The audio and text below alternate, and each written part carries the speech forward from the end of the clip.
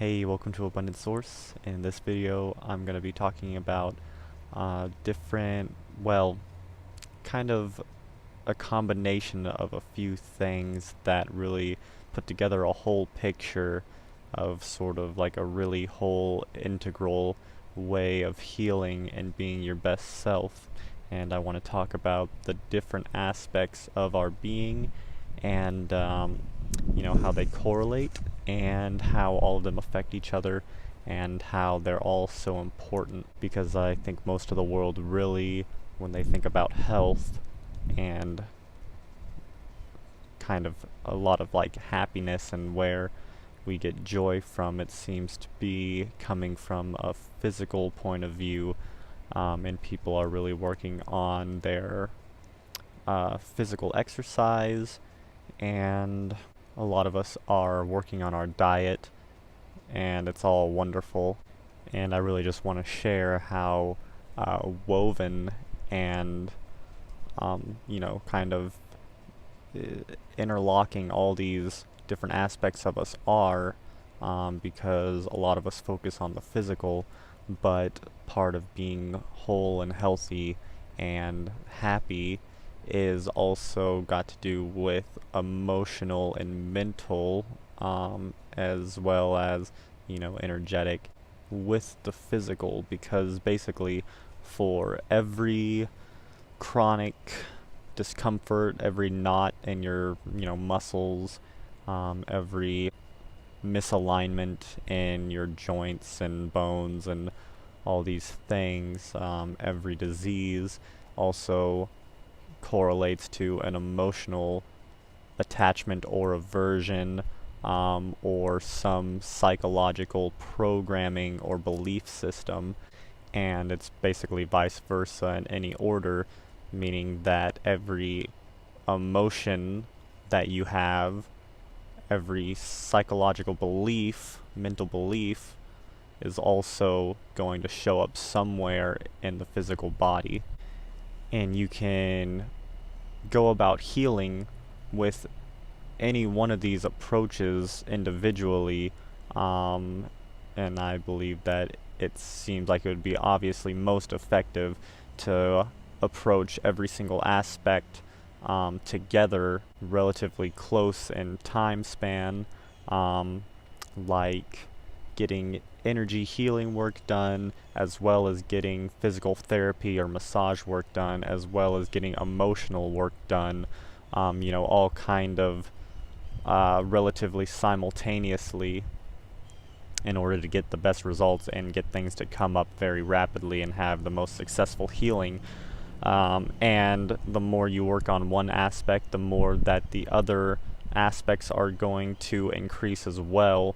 And so what that kind of looks like is, say you have some chronic pain or inflammation that you've had maybe in your neck and shoulders for a very long time. So you go to a massage therapist and they're doing physical work on you, and as they're breaking down kind of the muscles and smoothing that out and expanding that and releasing a lot of that tension, then that gives the opportunity for more emotional stuff around that to come up.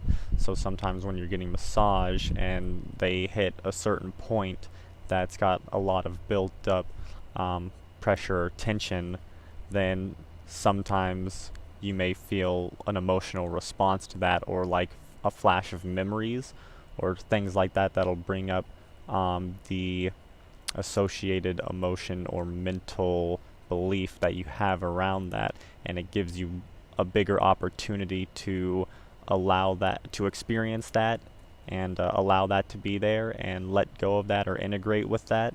As well as, say you have the same tension in your neck and shoulders, but you decide not to get physical therapy, but instead you go and get emotional therapy, and you have people who look into what the emotional attachment or aversion here is to that specific point. And so maybe like with your neck and shoulders, it's this sense of feeling overwhelmed and off balance in your life somewhere.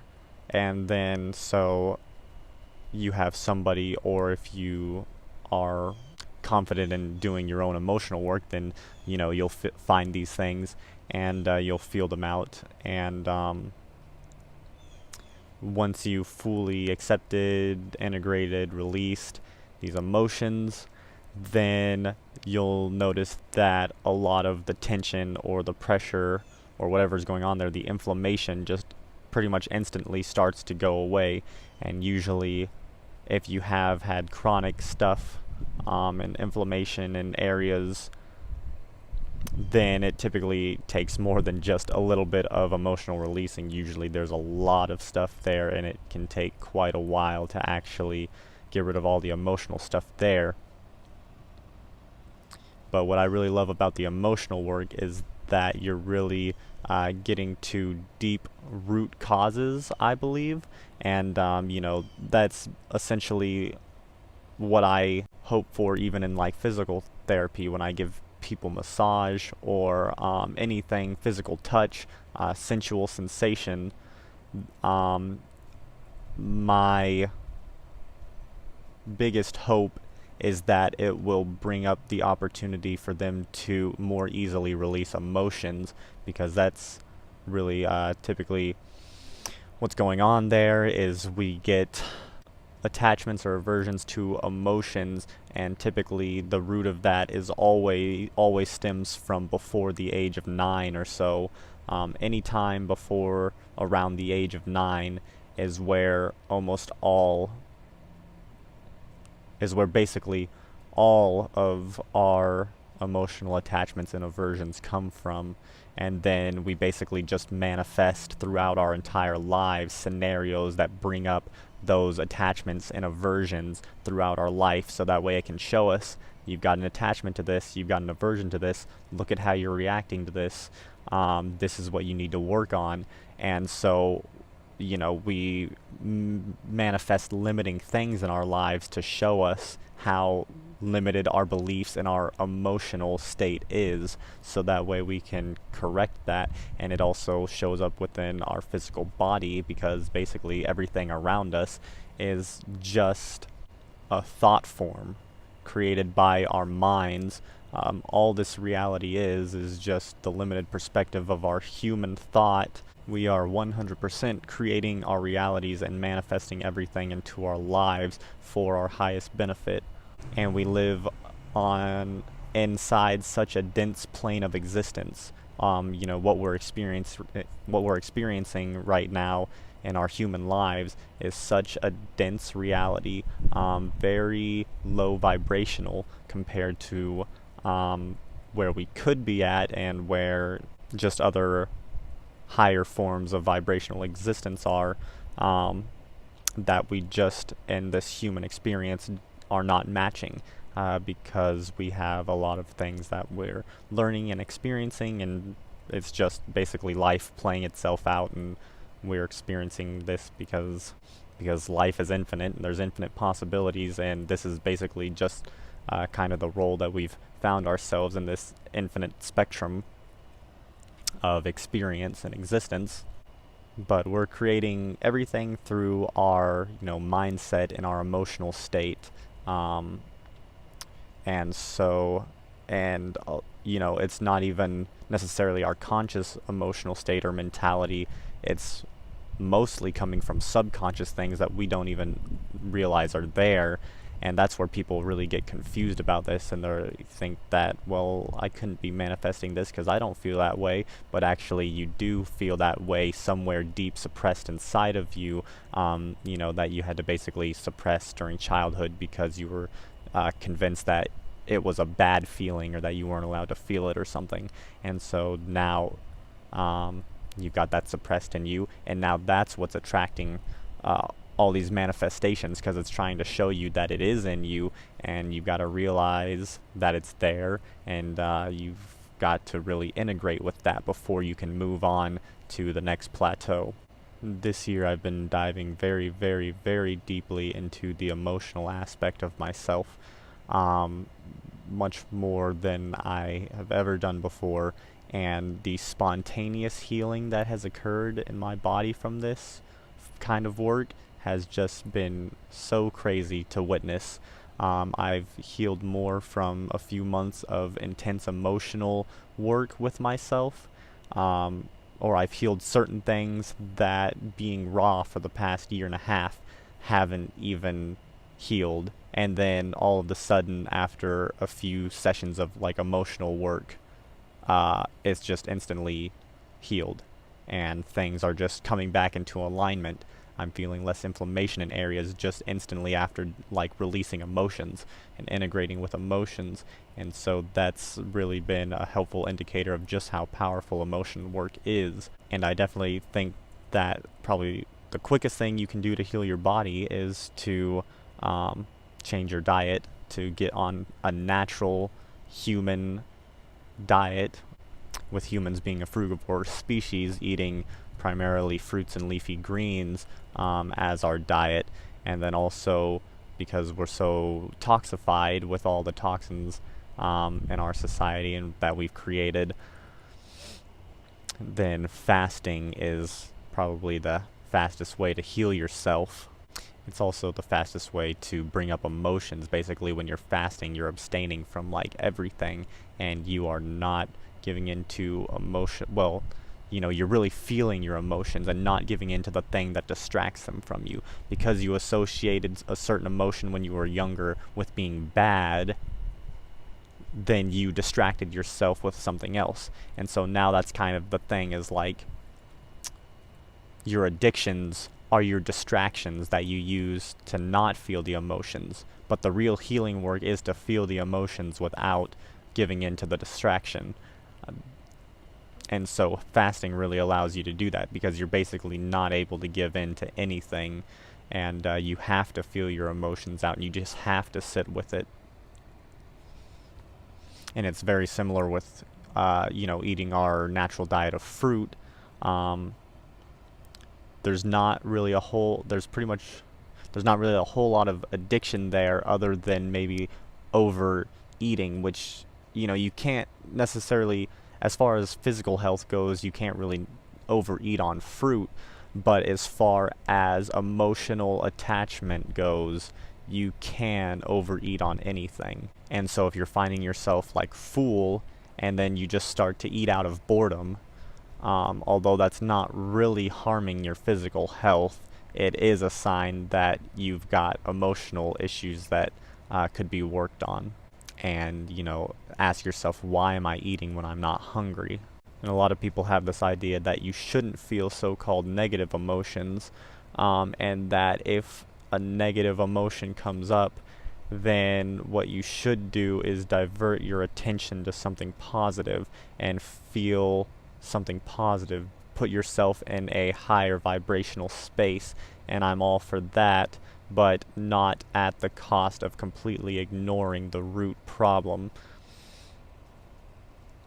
So when people tend to get a negative emotion and they feel kind of bad about it, then they think, okay, I have to go somewhere higher vibrational, gonna go to my happy place, gonna feel bliss. That's what I want to feel. I want to feel bliss. Okay, there it is. There's the bliss. Okay, I feel good. And then 30 minutes later, an hour later, the next day, whenever, that same feeling of like sorrow or overwhelm or whatever you're feeling, anxiety, comes back, and it's like, okay, gotta go back to my happy place, gotta feel that bliss again. Okay, there it is. And it just seems like, to me, very much running away from the root cause. And it's kind of like, I don't really want to have to divert my attention every hour of the day, because this thing keeps reappearing, and it's not going to go away until you actually get to the root cause. And diverting your attention to your, somewhere vibrationally higher does not address the root cause of the problem. I want to be able to feel bliss, and I want to be able to be in that higher state of existence without ever feeling like I'm running away from anything. I want that to just be my natural state all the time. I don't want to have to do it every hour of the day, because things keep popping up for me. And the reason the things keep popping up for you is because you are basically running away from reality. You're trying to escape the truth of how you're actually feeling right now in this moment. And it's never bad or good what you're feeling, it's just how you're feeling. And there's nothing wrong with feeling overwhelmed or feeling anxious or feeling exhausted or feeling sad. It's just feeling, it's just energy that wants to flow through, and it will flow through. The only reason that it feels so terrible and you have to escape it all the time is it's trapped in there and you're not letting it flow through. It's stagnant energy that you're like suppressing, and you're like, no, stay there, I'm going to go over here. But when you actually feel it and allow it to come up, then it's like, okay, I've been felt, I've been acknowledged, now I can just flow on through, and it doesn't have to keep popping up all the time. And then you reach more of a permanently relaxed and blissful state because it's no longer an issue anymore. And then what happens when you get to that point is you really start to feel it in your physical body. And you feel inflammation going down, and you feel things realigning, and you just feel all of a sudden aches and pains are going away just from feeling out your emotions, and it's really incredible. And I'm not trying to say don't go for bliss and don't, go for desires and don't have affirmations, because I use affirmations and I use imagination and visualization to manifest in my life also, but I do it when I'm in a space of like, this is what I want and I feel good in myself and I can really feel it out. And then if I notice while I'm doing affirmations or anything like that there's something that's blocking it, then I stop the affirmations or visualizations or whatever, and I think, okay, what's this? Something's blocking me from manifesting this, and now I need to take a second to look at this, because this is the underlying issue that is creating, like, first of all, not letting me manifest what I want to manifest, and also causing me to manifest things that are hard for me because it's trying to show me what I need to learn. So if you just stop for a minute and take a look at the root cause, the underlying emotional issue, then you're going to have so much more manifesting power, more in alignment with, your law of attraction and what your true purpose here is, without anything kind of blocking that. And even with cravings for food and sex and whatever else you have cravings to, it's emotional blockages, emotional attachments, and aversions. Pretty much any time you have any sort of trigger or resistance to anything, then there is emotion that's attached to it. And, a